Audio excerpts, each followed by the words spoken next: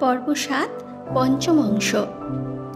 ঠাম্মা তাকিয়ে থাকে ফর্সা হয়ে আসা আকাশের দিকে। কাঠের উনুন প্রায় নিভে গেছে। উঠোনখানা ভর্তি হয়ে আছে হাতে গড়া ঠাম্মার চন্দ্রপুলিতে। মেয়ে মানুষের এত কান্না কিসের? বুকে পাথর না বসাতে পারলে মেয়ে মানুষ হয়েছিস কি জন্য তুই? যা সাজি করে শিউলি ফুল তুলে নিয়ে আয় তো দিদি ভাই। বধূনের পুজোতে লাগবে, সঙ্গে কয়েকটা চন্দ্রপুলিও নিয়ে যা। যাকে ভালো লাগবে তাকে দিস।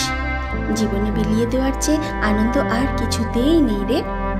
ইন্দুবালা শাড়ির আঁচলে বাঁধে চন্দ্রপুলি, সাজি নিয়ে সারা রাত না ঘুমানো চোখে কন্যে চলে ফুল তুলতে। কিন্তু কোন দিকে যাচ্ছে সে? এই তো ভরচাজ পাড়া নয়, বিশালাক্ষী তলা পেরিয়ে সে যাচ্ছে মুক্তার পাড়ায়। কেন যাচ্ছে সে? অনেক ভোরে মুক্তার পাড়ার মাঠে শিউলি গাছটার নিচে কারা যেন সাদা চাদর বেলে বসে থাকে। সেই চাদরের টুকরোগুলো কুড়িয়ে সাজিতে ভরতে ভালো লাগে ইন্দুবালার।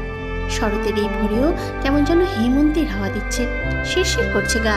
চারিদিকে ছেঁড়া ছেঁড়া মেঘের মতো কুয়াশা জমাট বেঁধে আছে। থমকে দাঁড়ায় ইন্দুবালা শিউলি গাছটার সামনে এসে। কে ওখানে দাঁড়িয়ে? কে? এগিয়ে আসে মনিরুল। এত ভোরে এখানে কি করছিস? কোনো কথা না বলে চলে যাচ্ছিল মনিরুল। যদিও সে জানতো এই গাছেরই ফুল কুড়োতে আসবে ইন্দুবালা, তাকে আসতেই হবে। সারা রাত তো ঘোরের মধ্যে এঁকেছে ইন্দুবালার চোখ কাজল দিয়ে টানা টানা। ইন্দুবালা ডাকে, মনিরুল। ছেলেটা দাঁড়িয়ে পড়ে। এগিয়ে আসে ইন্দুবালা। মনিরুল বিড়বিড় করে, কোনো এক শরৎ সকালে জীবনের প্রথম ভালোবাসার জন্য মিথ্যে কথা বলে। আমি জানতাম না তুই এখানে আসবি, আমি তো। ইন্দুবালা হাত দিয়ে চাপা দেয় মনিরুলের ঠোঁট। যেন ছ্যাঁকা লাগে মনিরুলের। এত তাপ কিসের? ইন্দুবালার হাত কাঁপছে। সে তাকিয়ে আছে মনিরুলের দিকেই। আমাদের ঠাকুর ঘরে নবদ্বীপ থেকে আনা অনেক পুরনো একটা কেষ্ট ঠাকুর আছে। ঠাম্মার শাশুড়ি তার শাশুড়ির ঠাকুর সেটা। তুই তার মতো চোখ কেন পেলি রে মনিরুল? সারাক্ষণ আমার চোখে ভাসে। আস্তে আস্তে সরিয়ে নিয়েছিল ঠোঁটের উপর থেকে হাতটা। বাড়ি ফিরে কতবার সেই হাত নিজের ঠোঁটের উপর রেখেছিল ইন্দুবালা। তার আগে শাড়ির খুঁট খুলে মনিরুলের হাতে ধরিয়ে দিয়েছিল সারা রাত ধরে তার আর ঠাম্মার মিলে করা চন্দ্রপুলি।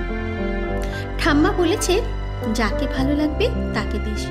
আর একটাও কথা না বলে, একটাও শিউলি ফুল না কুড়িয়ে খালি সাজি নিয়ে বাড়ি ফিরে এসেছিল মেয়ে। সেবার ইন্দুবালা বিছানায় শুয়ে কাটিয়েছিল পুজোটা।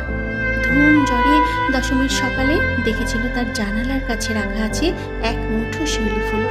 ছোট্ট চিরকুটে লেখা ছিল, মা দুর্গা বলল যাকে ভালো লাগে তাকে দিও। সেদিন মনিরুলের হাতের লেখা চিনতে একটুও দেরি হয়নি ইন্দুবালার। দুজনের ভালো লাগা কোনো এক শরতের সকালে চন্দ্রফুলি আর শিউলি ফুলে মিলে গিয়েছিল। তারও অনেক দিন পরে কোনো এক শরতের মন কেমন করা দিনে কপোতাক্ষের পলি কাদা মেখে পড়েছিল মুক্তিযোদ্ধা মনিরুলের দেহ। সেই বছর সেই গ্রামে কোনো দুর্গাপূজা হয়েছিল কিনা জানেন না ইন্দুবালা। সেই বছর তো যুদ্ধ, নতুন দেশ করার স্বপ্ন সবার চোখে। সেই চোখগুলো খুঁজে খুঁজে গঙ্গা জলে কালো তিল দিয়ে তর্পণ করেন ইন্দুবালা। পুজোতে তাই মন ভালো থাকে না তার। পুজো কাটে বিষণ্ণতায়। সকালে উঠে ধনঞ্জয় দেখে কাচের বয়ামে ভর্তি করে রাখা আছে চন্দ্রপুলি। ইন্দুবালা তখন কুচো গজা ভাজছেন। ঠিক করে রেখেছেন ও বেলায় লবঙ্গ লতিকা করবেন। ধনঞ্জয় বুঝতে পারে না এটা কি ইন্দুবালার পাগলামো না জেদ। সারা রাত এইসব করে তুমি তো মরবেই, তোমার ছেলেরা আমাকে জেলে দেবে। ইন্দুবালা কুচো গজা ছাঁকনি দিয়ে তুলে চিনির রসে ভিজিয়ে দিয়ে বলেন, আহা ধনা, তুই ওইভাবে বলিস না। ছেলে মেয়েগুলো বিজয়ের পরে এসে একটু মিষ্টি মুখ করবে না? ওই যে চাঁদা তুলতে এসেছিল নন্টু পিন্টু, বাজারের লোকগুলো, কালেক্টর অফিসের বাবুরা, এদের একটু দেব না হাতে তুলে? হোটেল জবে থেকে শুরু হয়েছিল সেই বছর পুজো থেকেই বিজয়ের মিষ্টি শুরু করেছিলেন ইন্দুবালা। সেই সময়ে লক্ষ্মী থাকতো, হাতে হাতে কাজগুলো করে দিত মাঝে মাঝে। দুই ছেলে মেয়েও সাহায্য করতো অল্প অল্প। একটু বড় হলে তারা ঠাকুর দেখার নাম করে কেটে পড়তো যার যার মতো। শুধু ইন্দুবালা থেকে যেতেন একা। সপ্তমী, অষ্টমী, নবমী, দশমী কেটে যেত তার রান্নাঘরে বিজয়ের মিষ্টি তৈরি করতে। তার না ছিল নতুন কাপড় পরা, না ছিল প্যান্ডেলে গিয়ে অঞ্জলি দেওয়া। সেসব তিনি বিয়ের আগে কলাপোতার কপোতাক্ষে বিসর্জন দিয়ে এসেছিলেন অনেক দিন আগে। দশমীর সন্ধ্যাতে বৃষ্টি নামে ঝমঝম করে। সেই বৃষ্টির মধ্যেই ইন্দুবালা ভাতের হোটেলের সামনে এক এক করে গাড়ি এসে দাঁড়ায়। বড় খোকা আসে, ছোট খোকা, তাদের বউরা, নাতি নাতনি সবাই প্রণাম করে। একতলা থেকে দোতলা সবাই হইচই করে দাপিয়ে বেড়ায়। মায়ের হাতে তৈরি চন্দ্রপুলি, উঁচু গজা, লবঙ্গলতিকা, নিমকি সবাই পেট পুড়ে খায়, ব্যাগ ভর্তি করে নিয়ে যায়। ওরা সবাই গল্প করে। ওদের মাঝে বসেই ইন্দুবালা চুপ করে শোনেন সেই গল্প। কোথায় কোন ঠাকুর কত বড় হলো, কে প্রাইজ পেল, তাতে সবচেয়ে দামি শাড়িটা পরতে গিয়ে বড় বউয়ের কি হলো, নাতি নাতনিরা কিভাবে পুজো কাটালো, কোথায় কত লোক হলো, অঞ্জলি দিতে গিয়ে পুরোহিত কেমন বাজে করে মন্দ পড়েছিল, ছোট বউরা কোন রেস্টুরেন্টের খাবার খেতে গিয়ে একেবারেই মুখে তুলতে পারেনি, এই সব। তার মধ্যে খুকি ব্যাঙ্গালোর থেকে ভিডিও কল করলে ওদের নিজেদের মধ্যে গল্প আরও বাড়ে। সবাই সবার সাথে কথা বলে, কিন্তু ওদের সবার মধ্যে বসে থেকেও ইন্দুবালার কিছু গল্প করার থাকে না। ছেলেরাও একবারের জন্য জানতে চায় না তাদের মা কোথাও গিয়েছিল কিনা, অঞ্জলি দিয়েছে কিনা।